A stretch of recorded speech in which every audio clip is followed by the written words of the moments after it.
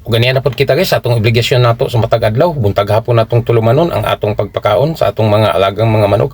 Kinahanglan man nga kini ato jud silang alagaan og maayo aron makatag po kini nato og maayong mga produkto. Ingon ana siya guys, ang paggalam og mga manok, kinahanglan imo yung alimahan og maayo, insaktong pagpakaon kanila og insakto pong tubig nga atong giandam kanila. Ang ilang tubig ato pong usahay butangan nato og vitamina, pero panalag sara, pero wala na kita magamit og mga chemicals, mga medisina nga tambal para ibutang nato sa tubig. Sa unang wala pa kini gaitlog ka nato, atong gipangbutangan dyan nato og mga tambal ang ilang mga imnanan nga tubig, pero karon dili na kita mogamit kay anamay gaitlog. Kung adunay magluya natong mga manok, kung sama sa gisipon, ato ra kining paimno nato og mga antibiotic nga tambal sa tagsa-tagsa, kay aron dili maepektahan ang walay labot kanila nga maayo ra silang panglawas.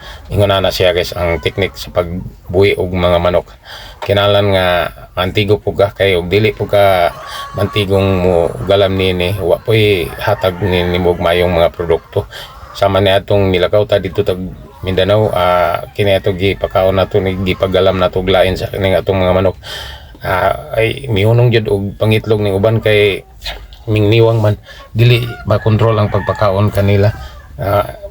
Magjutay ra ang hatag nga kaon, dili motambok sila.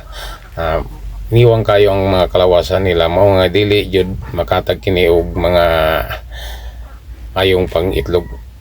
Importante jud sila nga busog sila permi. Sa bisag ikaduha sila pakanon nato sa sakadlaw, pero insakto jud nga pagpakaon, proper nga pagpakaon jud kanila. Kung dili po nato sinukod ang ilang pagpakaon, kung ato salang patamaan, malakansi po kita. Iguon po nato nga dili sila makulang o dili sila magsobra ang ilang mga pagkaon. Dahil ato po silang giandaman nato og tubig, kay kining atong gipanghatag nga pagkaon dry man kini. Kinahanglan nga nadyo'y tubig kay uhawon ni sila. Mala ang atong pagkaon, kalas gay tubig ang pagkaon nga dry kaysa atong inawog nga pagkaon gibasa nato. Kinahanglan jud sila nga nadyo'y tubig, kay pag inom nila og tubig usa pa ni sila mogbati og kabusog. Kay kung kini sila dili pa makainom, bisag unsa pa nimo ni sila gahatag og mga pagkaon, dili jud kini sila mo bati og kabusog.